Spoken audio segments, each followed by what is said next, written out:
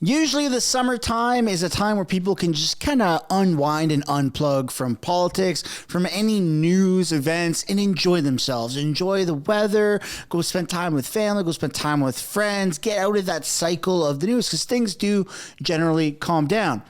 Notice how I said things normally calm down? Well, that doesn't seem to be the case right now because Canada is on fire. Not literally. Well, not metaphorically either. There's protests erupting everywhere. Canada's, political scene is burning.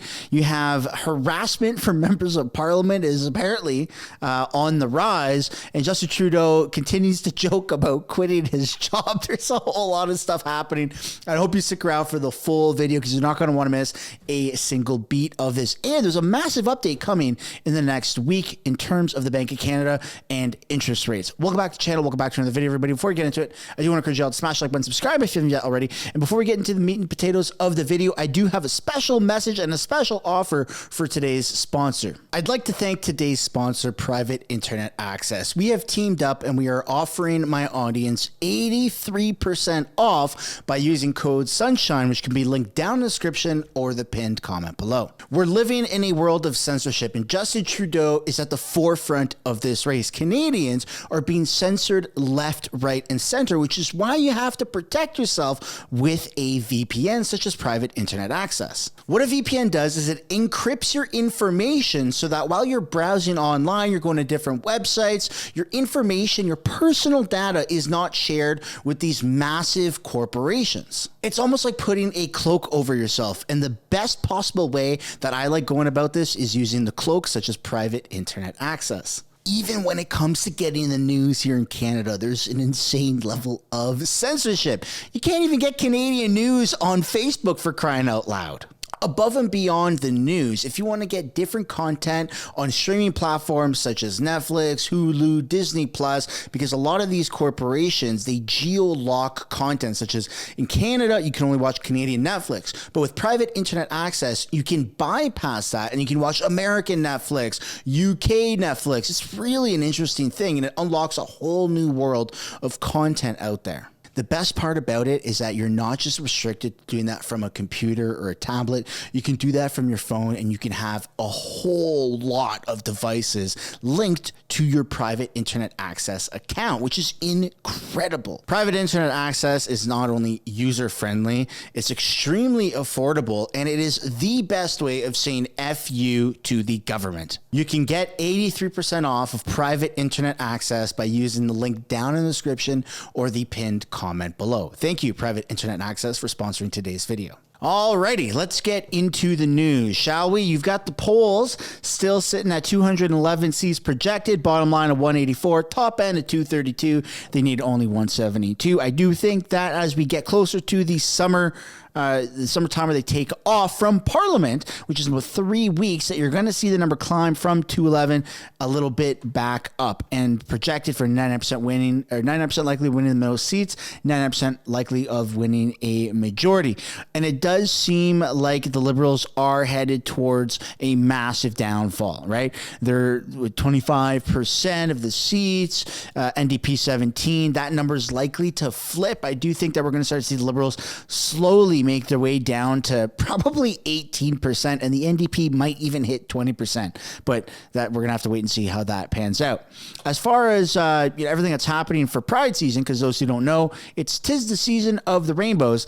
Pro-Palestine protesters have not stopped, and I don't know if you're aware, but pro-Palestine protesters, just generally, the Middle East doesn't really acknowledge rainbow stuff, and it's going exactly how you think it would. So this is in Philadelphia at their Pride March, and it's erupting everywhere in North America.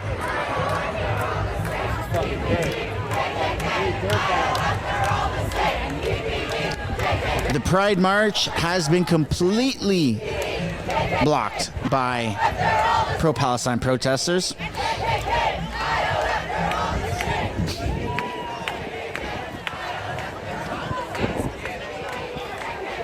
No, it's supposed to be about lost this month. And the funniest thing about this is so many woke people, so many of the people in that community, the rainbow community, are supportive of Palestine.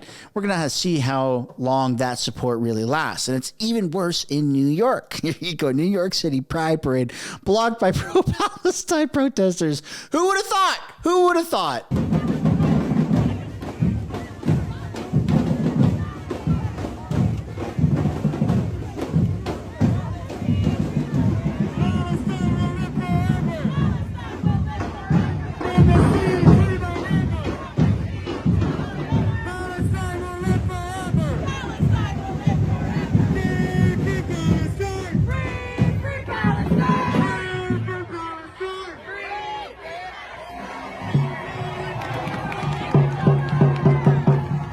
Right. So now you've seen two massive groups that are going to be clashing, not just for a weekend, not just for a week, not just for a month, because Pride season is no longer about a week or a day or holiday. It lasts like the whole summer, pretty much. So who can tell? Let me know down below, actually. Let me know down below what you guys think is going to happen here in Canada, because it's probably going to get a little bit ugly. And speaking of ugly, harassment cases are on the rise by, I think it's like 700%. Let's take a look at what the media has to say. I'd start with you because really in a lot of ways this picks up on the conversation that we were having last week about what MPs are facing when they go out there into the world these days. But you know what really struck me was the number, and to be fair, it's anecdotal because the Sergeant at Arms is saying he believes it's somewhere between 700 to 800% of an increase. But how shocking is that number? Does that surprise you in any way? Well, I will say that it doesn't surprise me, but it's interesting because last week we were talking about particular instances that had happened, but certainly I've been hearing about it from many of our MPs, but also other MPs from other parties as well. I think that you can't work in politics and not see this all the time, and it's maybe a bit innocent or whatever, but one of the things I've always appreciated about Parliament and politics in this country is that you could see a cabinet minister walking down the street by themselves sometimes. You could MPs felt very comfortable going to community events, walking down the street, going to the grocery store, all of those kinds of things. It's not exactly like that anymore. It's not like it's happening every minute of every day, but the evidence is mounting that this is a serious problem. And I think that the recommendations also pose a very serious problem for our democracy and for people's capacity to access their elected representatives. Yeah, and this applies to staff as well, I will say. Yeah, absolutely. And I will pick up on that point. But I'll bring in you, both Carleen and Mitch, on this, beginning with you, Carleen. Does that number surprise you, a huge number? It doesn't. I think, actually, we've been hearing from our security and intelligence officials for years now that radicalization to threats of violence and radicalization to actual acts of violence has been on the rise in this country for quite some time. It's usually grievance fueled. It's usually related to groups of people that feel marginalized or isolated. It's happening to our politicians, but it's also happening in other sectors too. I mean, think of the last few years where we've seen healthcare workers harassed on their way into work at a hospital or a clinic. Think of today where we had for the third time shots fired at a Jewish day school in Montreal.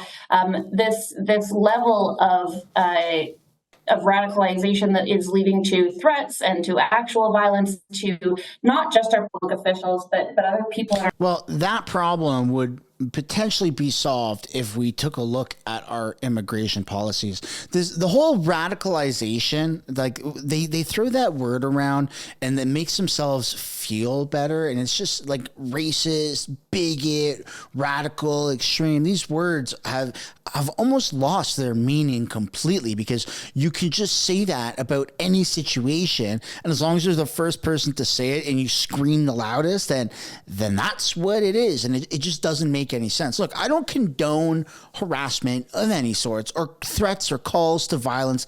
That's horrible. However, criticizing our politicians and exerting your rights, your Charter of Rights and Freedoms in Canada, when you see a politician walking down the street trying to talk to them or even heckling them, as long as it's within the confines of the law, there shouldn't be any issues with that. And if they don't like it, they're the ones that became elected officials. They chose that path. No one put a gun to their head and said, you have to run for federal politics or else. That has never happened, at least to my knowledge. Who knows what kind of shit they're going to come up with in the future. But anyways, I can't believe that this is the state we're in. Now, look, I'm not saying that there has not been any harassment towards MPs. Yeah, there probably has.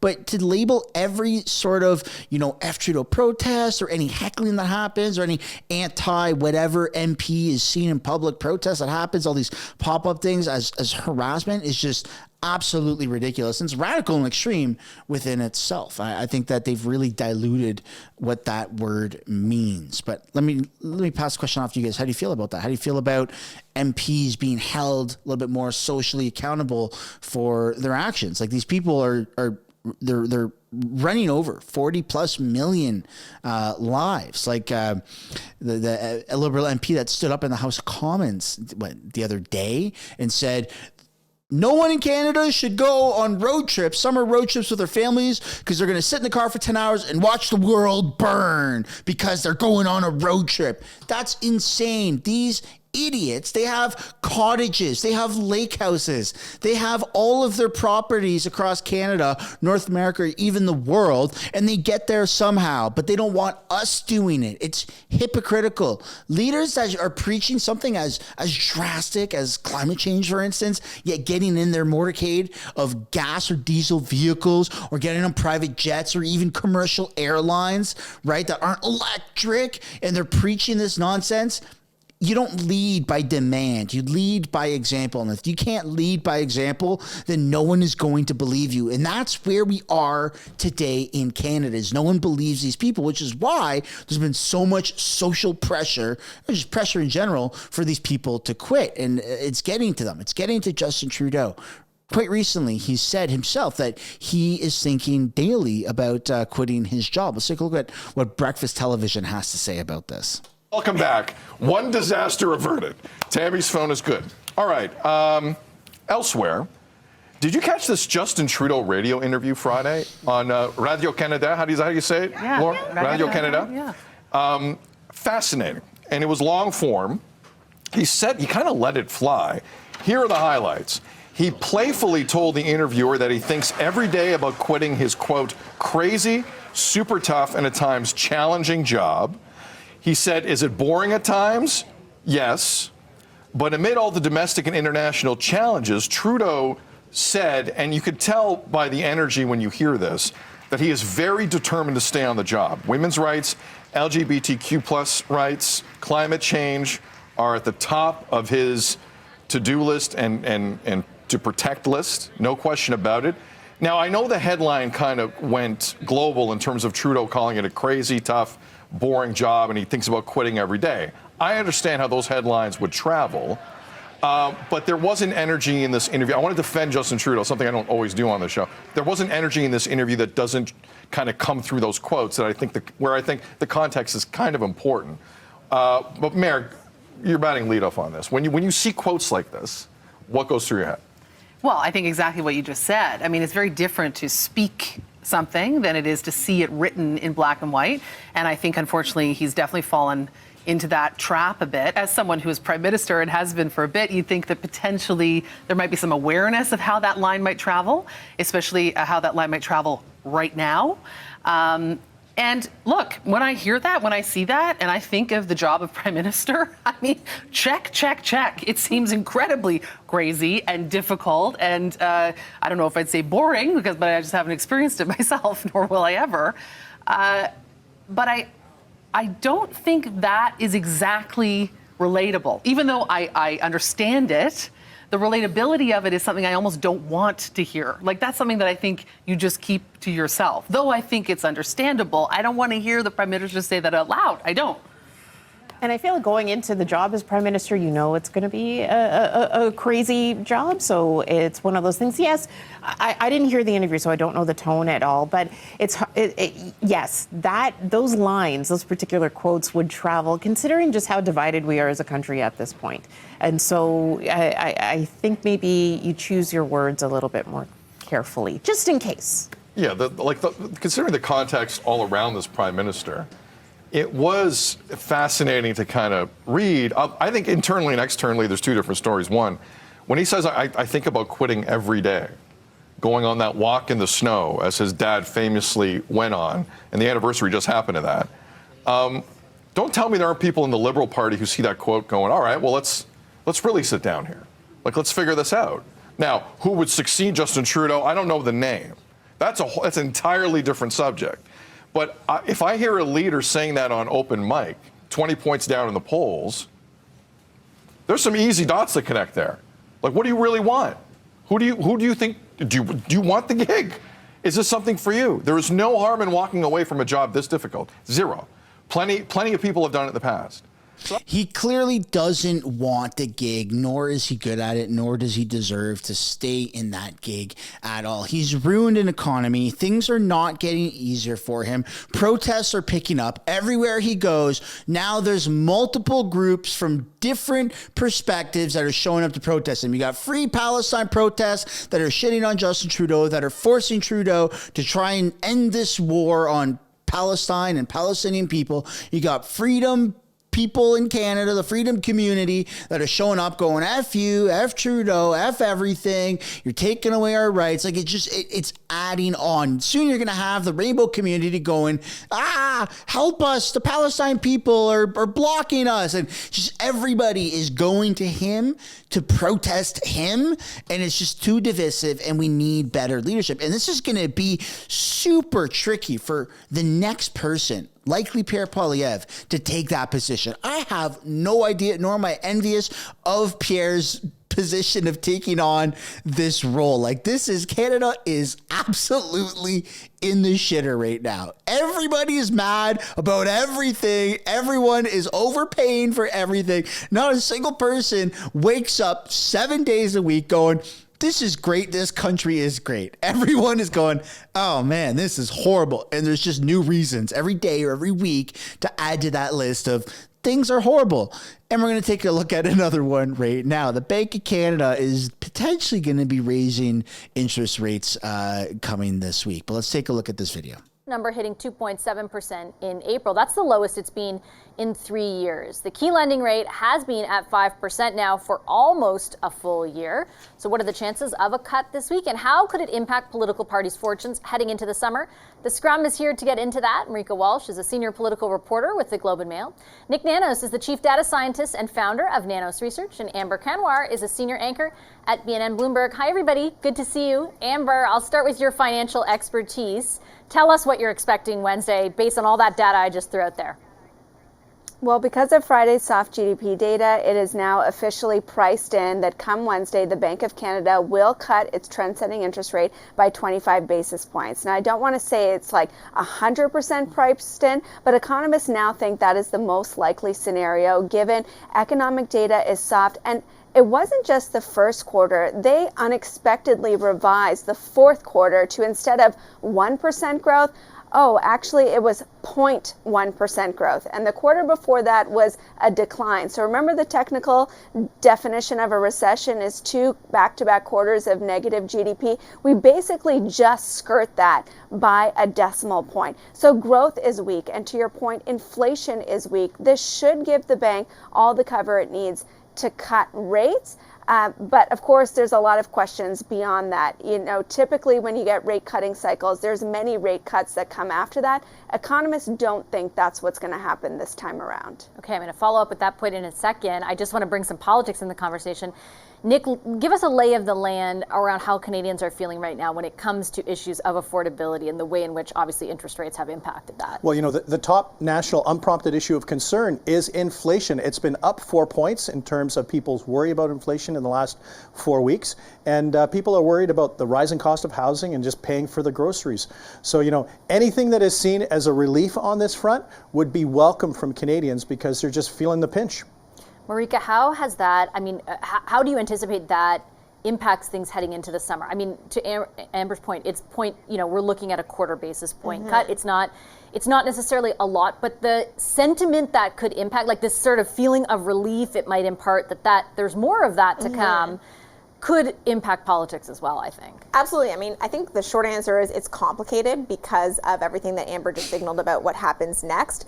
But certainly we can't forget that it was a year ago in July, the bank did its last increase and the polls turned heavily and swiftly against the Liberals, right? So they are absolutely looking for this turn in the narrative to see even a hope. This is part of their equation. This is part of their strategy to even see a hope at any kind of resurgence, revival against Pierre Poilievre. So they don't need to see just one rate cut. They need to see more than one, but this would be the start, and it would certainly be something they could talk about at the doorsteps this summer. I agree a little bit with that, with the consensus that the Liberals are tanking so hard that if they're going to keep Trudeau as the front running man for the Liberals for the next election, then they need to make massive changes and they need to do that yesterday. I disagree with the rate cut happening on Wednesday. I think that there's a lot of greed. I think that there's a lot of denial. I think there's a lot of manipulation and gaslighting. And I do think that because of all these things, the Bank of Canada is working in conjunction with the Liberal government to try and keep rates up for as long as humanly possible. Now, they might start dropping the rates a lot right before the election, but I think that for them to get any sort of momentum right now, it's still way too early. Like, they're going to get momentum for a couple of weeks, a couple of days, and then it's going to fizzle out just as fast as it showed up. But that's just me, my own personal opinion, because you've heard Justin Trudeau say, I'm going to add to that point, you've heard Justin Trudeau say that he wants houses to retain their value. He doesn't want the housing market to go down in value at all. He wants what we have right now to be the new normal at the very least. And if he brings the rates down, I think you're going to start to see a little bit of movement in the market. And I think that that's not what he wants. And I think that he's going to be working and talking with the Bank of Canada to make sure that he's getting what he wants. But that's just me and my personal opinion. I would absolutely love to know what you guys think down below in the comments. I'm not an economist. I'm just a guy that likes to watch, what's happening on the news and then make these YouTube videos about it. But let me know down below. Maybe there's some professional opinions, maybe some good stuff that people have that I just am not knowledgeable in. That's where we're going to end this video, folks. On your way out, I would like to encourage you guys one last time to smash the like button, subscribe if you haven't yet already, and I will see you all in the next one. Bye for now.